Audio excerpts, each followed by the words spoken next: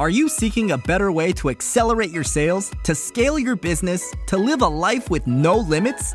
Accelerate Sales Podcast features global experts who have cracked the code to recurring revenues with proven sales systems and get you on the fast track to scaling. Now let's accelerate your sales with today's episode.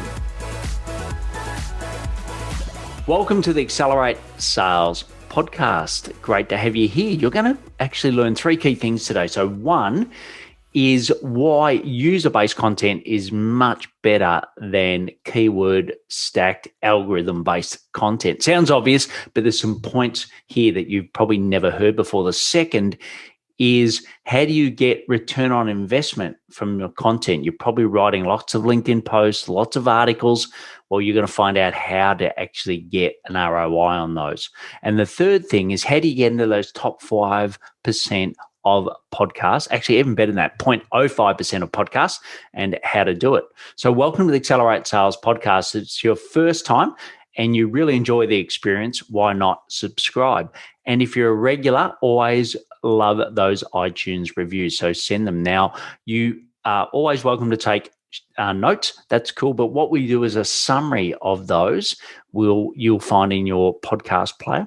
And then if you go to the website, paulhigginsmentoring.com, in the podcast section there, you'll also be able to get the full transcription. So the other thing is I look down, right? So if I look down and take notes while I'm listening to the guest, well, that's just so I can get those real nuggets of value for you in the show notes. So who's our guest today? So our guest today is someone who started a content agency. It's called Content Horse, and it really does focus on that ROI-led content. And he supports some fantastic B2B SaaS businesses, but you can also learn as a thought leader how to take these things and drive clients to you. And the other one is that he has a podcast agency called Podino, Podino. And that is really helping people get in that top 0.05% of podcasts to really expand their reach. So what I'll do now is hand you over to Ugi Djuric from both contenthorse.com and podino.io. Wonderful to have you on the show, Ugi. Thank you very much, Paul. Yeah, so as I said in the intro, you know a lot about two key topics that we all need to get better at, right? One is around content and the other is, I suppose, linked to content, but how do we get it out to more people through getting on great podcasts? So really excited to talk more about that today. But why don't we kick off with, especially from the content perspective, who are the clients that you love to work with? Definitely. So at my first ever agency, Content Horse, our, let's say, most ideal customer persona are B2B SaaS companies who have an established product market fit.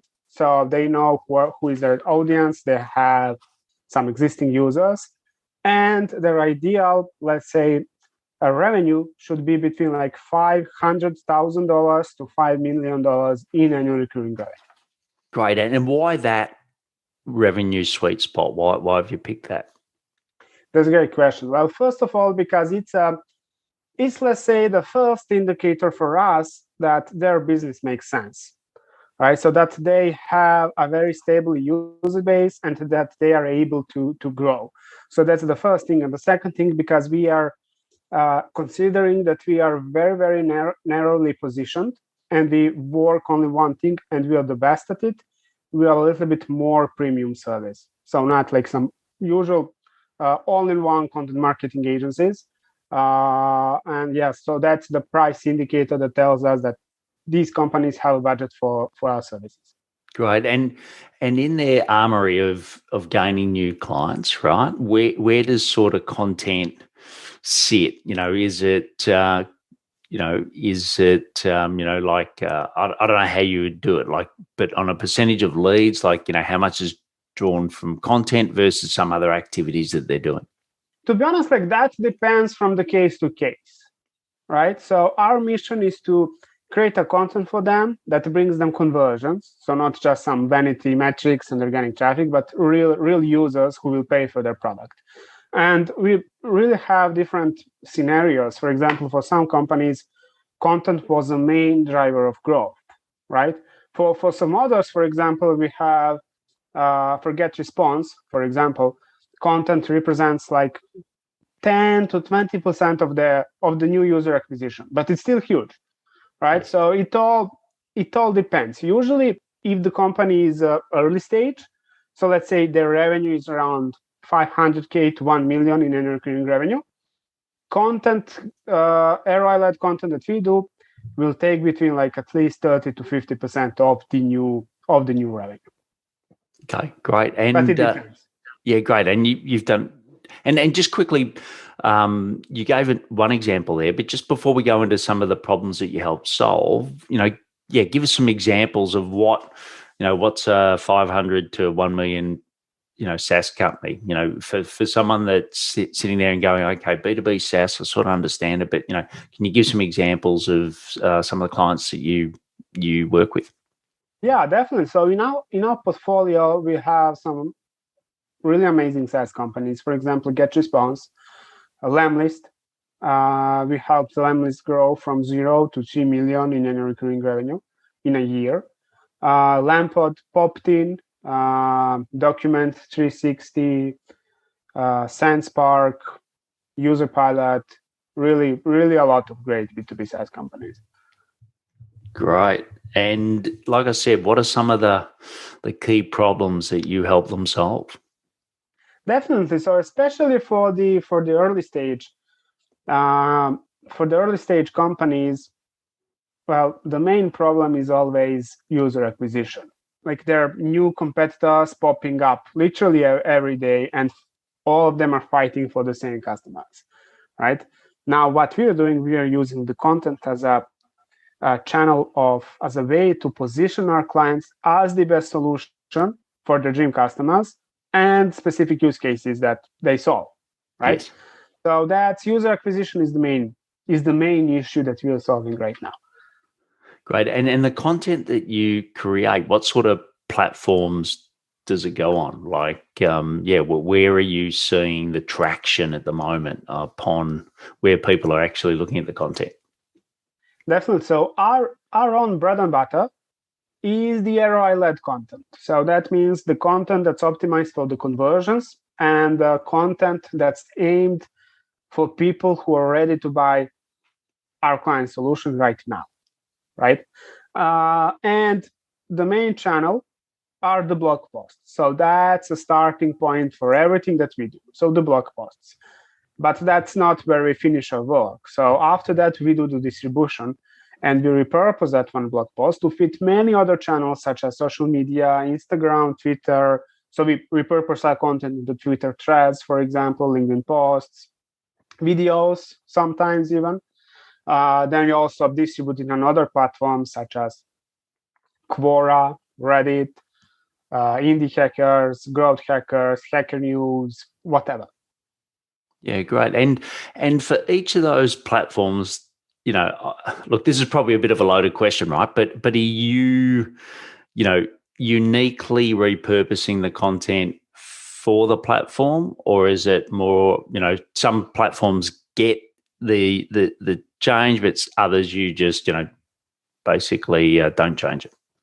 No, we are adapting content for literally every platform because every platform has its own type of content, right? So, for example, Instagram will, for example, repurpose one article into 3 to 5 Instagram carousels. Yes. Right?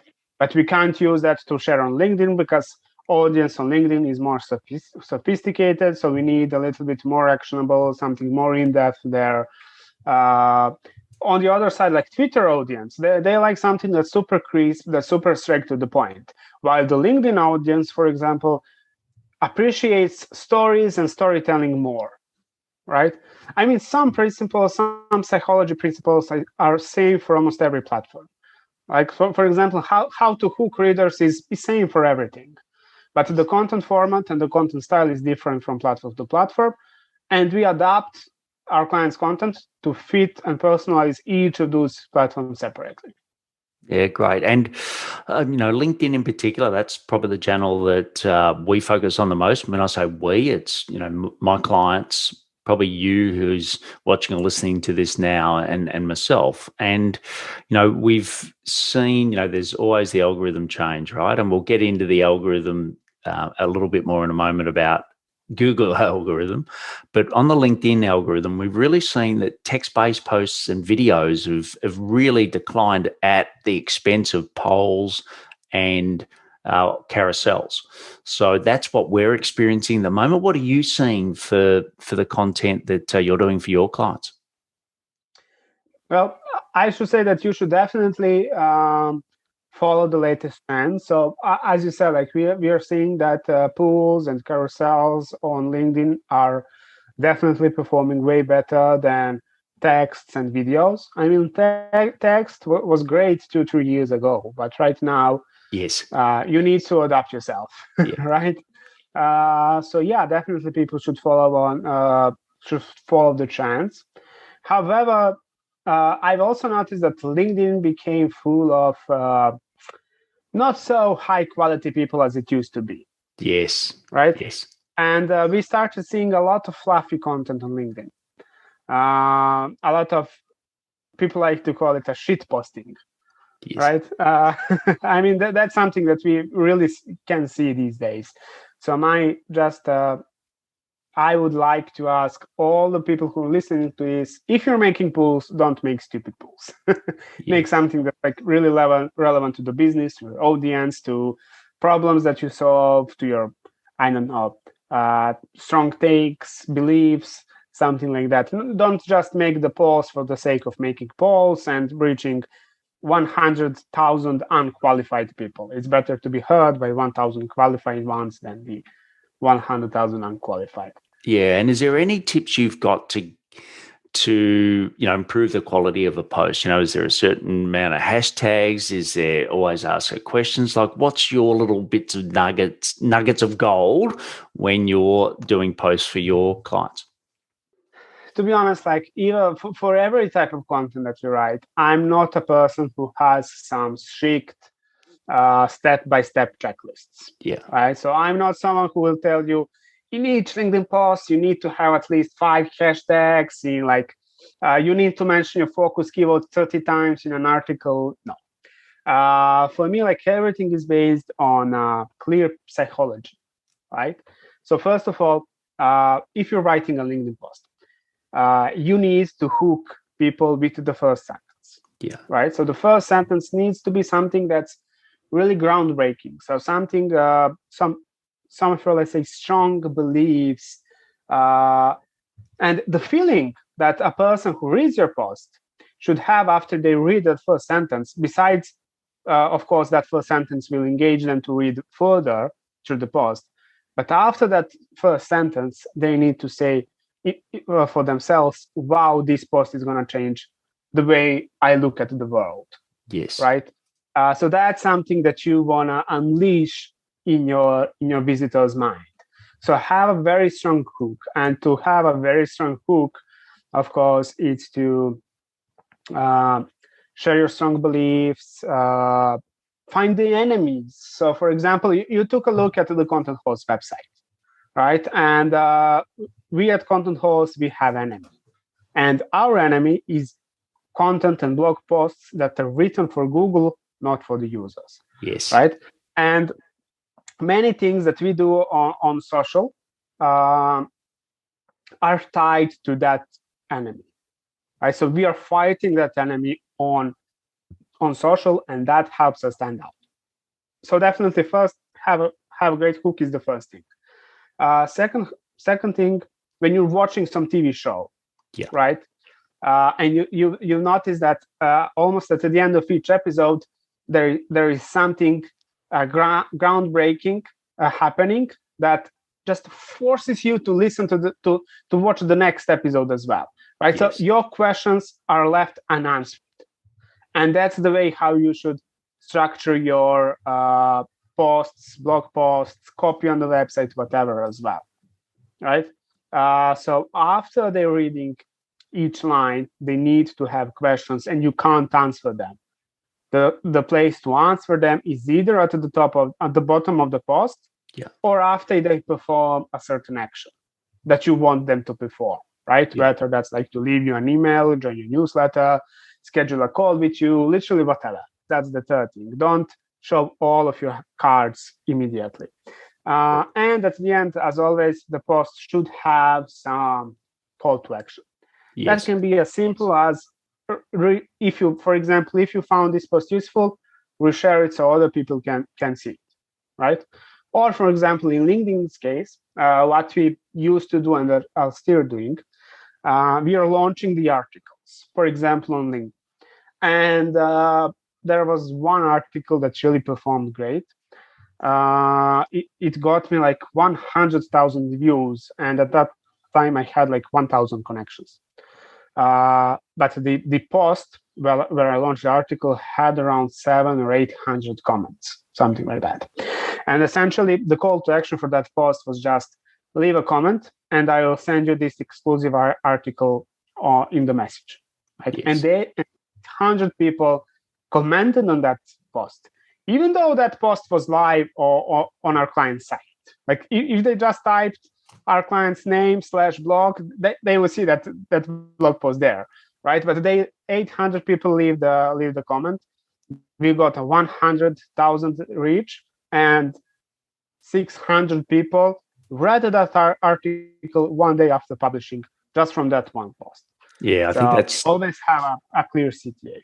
Yeah, I think that's so true. And, and I think, similar thing, Facebook and LinkedIn, I think, we are compelled to do that, right? Do you want this? And most people will say yes. Now, not everyone reads it, right?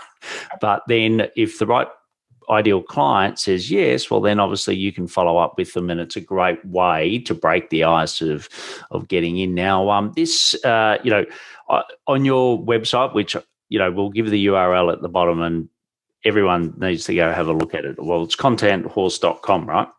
And you talk about this, and you just spoke about then the enemy, right? Like, so content created for Google algorithm versus for users. So just tell us a little bit more about what you mean by that. Yeah, definitely. So like literally 99% of articles that I read on the web are the SEO first, so like Google first, then the user second. Yeah. And that's a trap where many content marketeers and writers fail, right? So they think that the main goal for this article is to rank first on Google. And okay, like that is important, but what are you gonna do after that, right? So if you write for article for Google and you manage to rank first, and the organic traffic really starts coming in, like what happens, right? People will not be able to connect themselves with your story, right? They will open your article, scroll to it, see that article is not skimmable at all. They won't find anything valuable. You are not providing any key takeaways because your content looks similar to 99% of the other articles targeting the same keyword, and they will leave. You have no conversions, you have high bounce rates. After 2 or 3 months, Google will punish you and remove that article from the first spot. And that's the most usual scenario. Alternative is to write article for the users. When I say that, first off, I mean don't over-optimize your article for the SEO, right? So you don't need to bold every focus keyword that you have. I've really seen articles. I open an article and there is like, for example, they're targeting keyword, I don't know, email marketing best examples. Yeah. And I did a CTRL F in an article of like 2,000 words. They mentioned exact phrase email marketing best examples like 50 times. And each time that keyword was bolded, like a big no. Yeah. Really, really big. That just turns people away, honestly. Like, so the main goal of the article, and I always start with that, is to either convert or raise your awareness and get some top of the funnel leads that will leave you their email, right?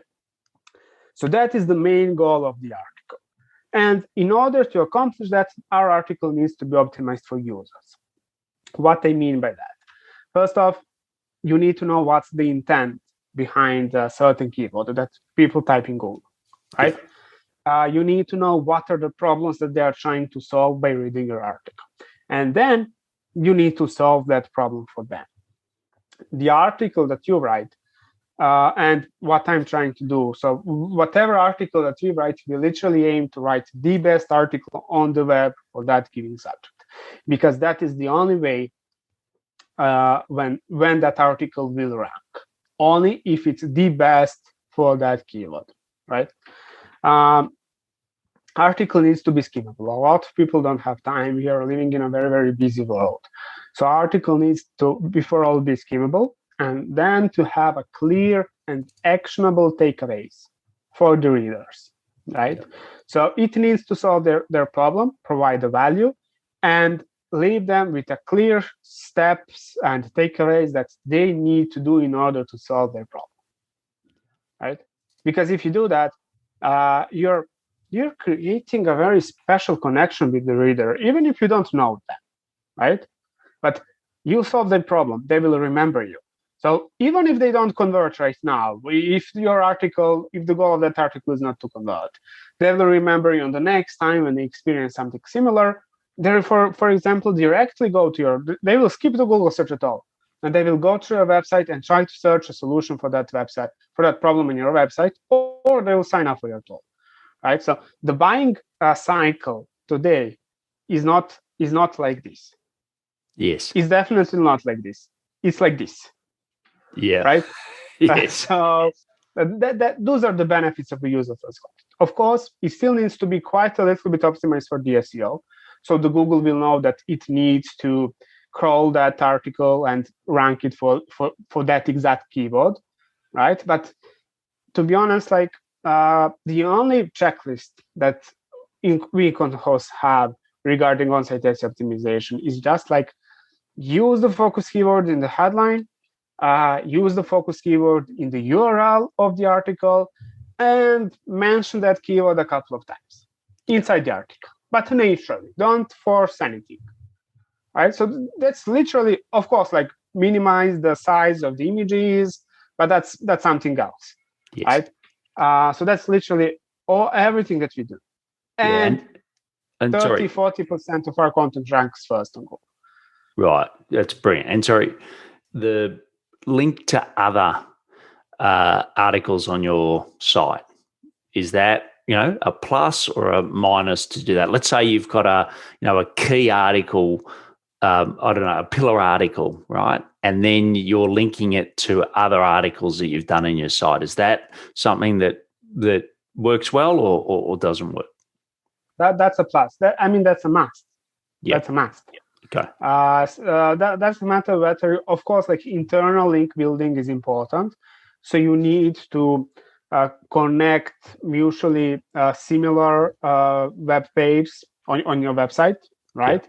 Yeah. Because that's the way of adding additional value to your readers without going too broad. Mm-hmm.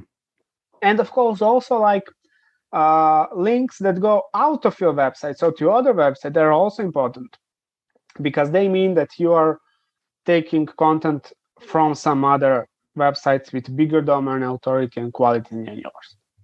Never link to some spammy or fishy websites, because that will just create a contra effect, but link to some popular authority resources in your field. Yeah, great. And I know you talk a lot about ROI-led content. So what does ROI-led content mean? Yeah, definitely. So as I mentioned at the beginning, like ROI-led content marketing, that's the term that we coined. So that's our term. Yeah. Our category, we are creating our own category. Yeah. Joking. Like the ROI-led content is a content that is optimized for conversions and for the users, right? That means that ROI-led content is, its purpose, its main goal is directly to bring you new customers. Now, not the customer specifically, but depending on your business model, either that's trial accounts, demo booked, free accounts, whatever is the first step in the app funnel, right? That's the goal. And I mean, like, not the paying customers, because if you have a trial, and whether someone will convert from a trial user to a paying user, that doesn't depend on the content. Like, that's more of in-app onboarding, product itself, and so on. So the trials or the free users, booked demos, whatever. So yeah, that's the ROI-led content. ROI-led content, its purpose is to drive you more customers and more conversions.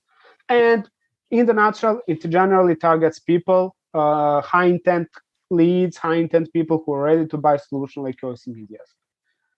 Yeah, great. And for the context. Your view on, Google, YouTube search, like, have you seen much of a switch between more people now searching on YouTube versus Google? I know that Google, obviously YouTube is searchable on Google, but, people, have you seen any switches between people, video watching versus reading content? Is that the same? Is it more going towards video? What's your perspective on that? Specifically, I mean, I would say it depends on the topic, right? So, for example, now we are doing an ICP research for every client that we work on, right?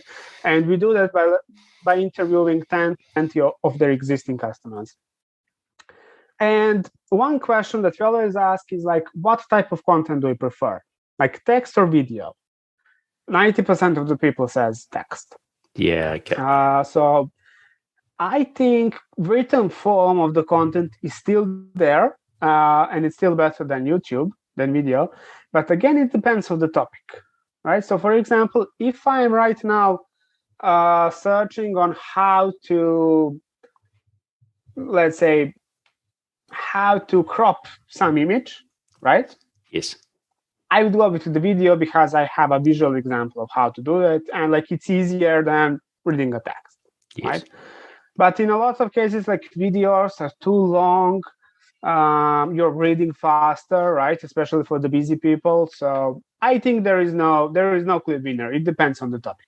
Yeah. Okay. Brilliant. Now, I know you got two businesses. You obviously got Content Horse, which is fantastic agency we spoke about, but you've also got Podino, which is about getting people on the top 0.05% of podcasts. So I've got two key questions. One is, how do you get people on those top 0.05%? And the second is, does it really matter? Like, do your guests get significant difference for being in the top 0.05 versus being in the rest? Yeah, definitely. So let me answer the second question first. Yeah. So we don't necessarily always bring people on the top 0.5% of the podcasts, right? What we do, so our goal there is to bring people on the podcasts that are full of their dream customers and high intent audience. Yes. Right. So that is the goal. Usually, of course, first of all, we aim to bring them on the biggest podcast in their niche, because, like, it's better to be heard by 50K people than 1,000 people. Yeah. But if we need to choose between a podcast that has like 500 listeners per episode, but 500 super high quality visitors, and 500,000 visitors who are not qualified ones, we'll always choose the smaller one. Yeah. Right? Because quality always comes before quantity, right? Yeah. So as I said, like, we try to target podcasts that are the most quality ones for our clients, that are full of their dream customers. And usually we always start with those like top 1 to 5% podcasts in the world. The reason for that is because, like, for example, we just had one, we got from one of our podcast partners a screenshot on the number of downloads, listeners, of 3 of our clients. And on average, each of those episodes was heard by 35,000 people. Like, that's a really huge number. Yeah. Right? I mean, like, that's probably the bigger number than if you speak on the biggest conference in the world. Yeah. Yeah, definitely. Right? So on conferences, you have like 5,000, 10,000 people, right? Yeah. But here, 35,000 people, that's really, really huge. And not just, that's not the same as if you have a 35K reach on Facebook. Yes. Right? Because on Facebook, like, people spend 5 seconds reading your post or just scroll down. But here, your all ears for like 30 minutes, 1 hour. Yes. Right. So it's an equivalent of like having 1 million views of it, something like that. So yeah, we are definitely targeting the most high quality podcasts for the clients. Now, let me answer your first question. You know it yourself, like podcast hosts are getting hundreds of pitches each day. Yes. Right. And to be honest, like 99% of those pitches are not that good ones. Yes. Right. So the way to stand out and bring people on the great podcasts, first of all, you need to have a story to tell. Right. So the hosts, even on the biggest podcast in the world, they have a problem, and that's creating a high quality content, and they need people with stories. Yes. Right. So you need to have a secret knowledge. You need to have some golden nuggets, golden gems, right, that you are willing to share with the world. So something that you know, but no one else does. Yes. Right. So for example, we have one client, Stefan. I don't know if he was on your podcast or not. He's the CEO of Expanded. They like grew from $0 to $5 million in annual recurring revenue in like 15 months. Right? That's a super big growth. Yeah. Like we at Lamlist grew Lamlist from 0 to 3 million in 12 months, and that's still great. Yes. But Stefan like cracked the game. Yeah. Right. And yeah, that's and, a story. And just quickly on that, Stefan is a future guest, so he'll be not that many episodes after you. So that's great. But yeah, like that one story is something that 50 podcasts so far wanted to hear. Right. So first off, you need to have something worth telling, something worth listening. Yeah. The second thing is, if you don't have a relationship with podcast hosts, right, you need to do an outreach, of course. And as I said earlier, like hundreds of people, thousands of people are doing outreach to podcast hosts each day. And especially those high quality podcasts like yours, Paul, are getting like 50, 100 plus pitches a day. So it's really hard to stand out. Yes. Honestly. Yes. And the way to do that is, please just don't write something like, I enjoyed listening to your episode. Yeah. Because podcast hosts know it's a bullshit. Yes, right?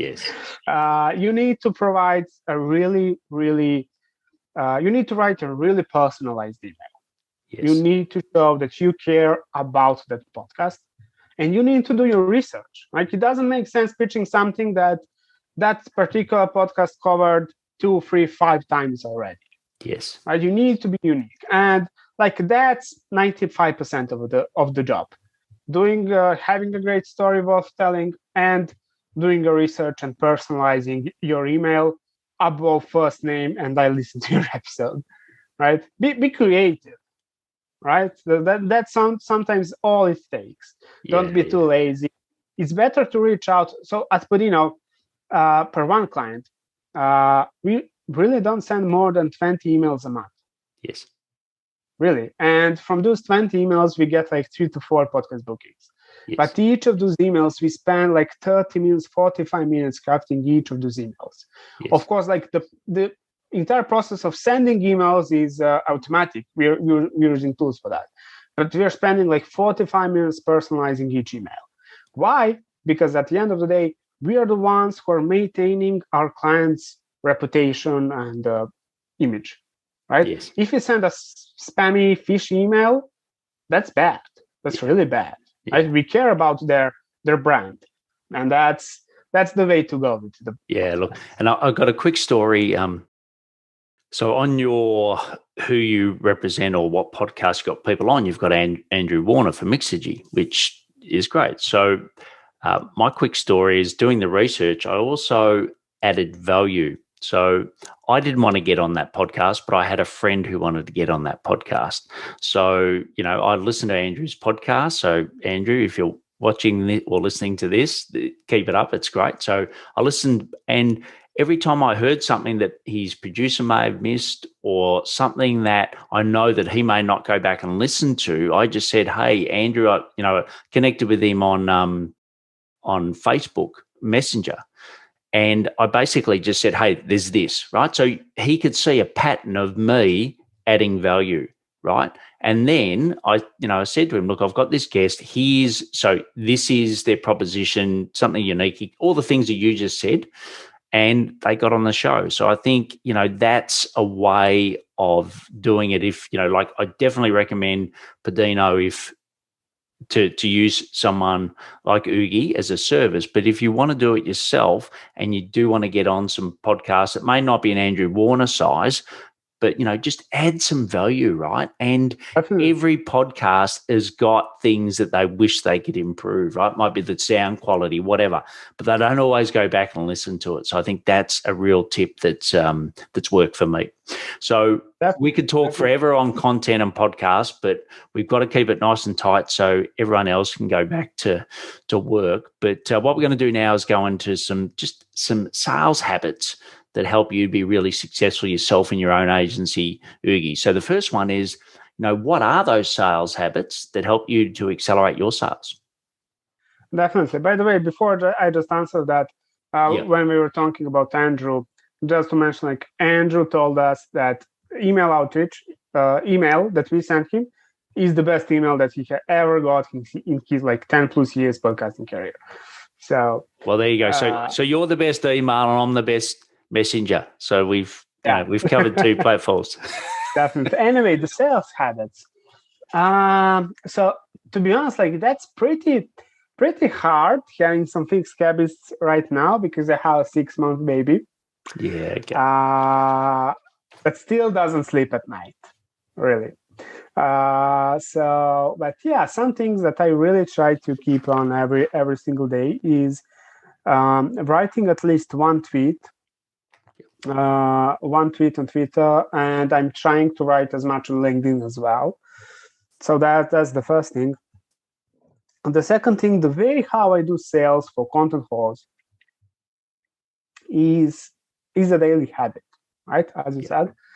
So what I'm doing, I'm finding some really high quality prospects for us and doing the research without expecting anything in return. So I invest like 30 minutes of my time each day to find some missing opportunities for one company, some growth ideas. And then I use SenseSpark to record a video of myself and screen, send it over really without expecting anything in return.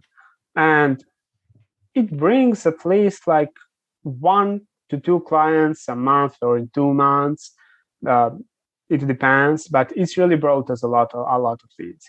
And when you're doing like one per day and invest like 30 minutes in it, it's not a lot of work. Like, if I'm gonna prepare a sequence with like 50 prospects inside, I will need like 3 or 4 days just for that, and that's too much.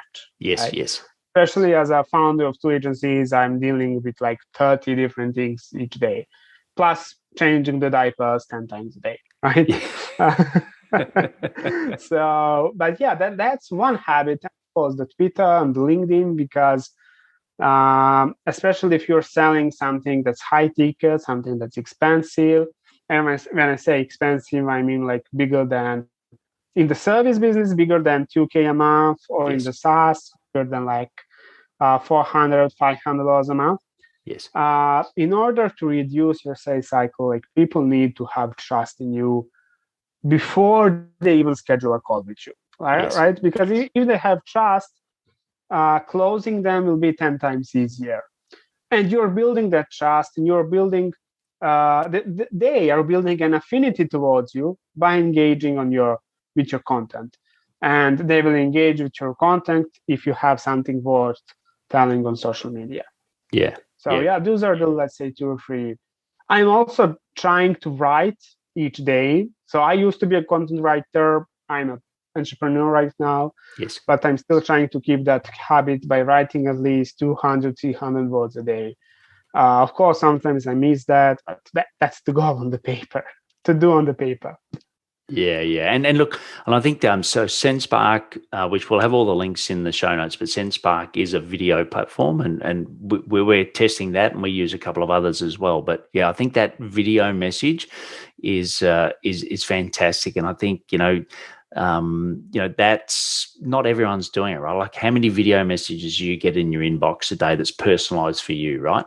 Not many. right? Exactly. So once again, fish in the blue ocean rather than the red ocean. So the last question, Ugi, is around one thing. So what's one thing that we can take out of this podcast to help us 10 times our sales?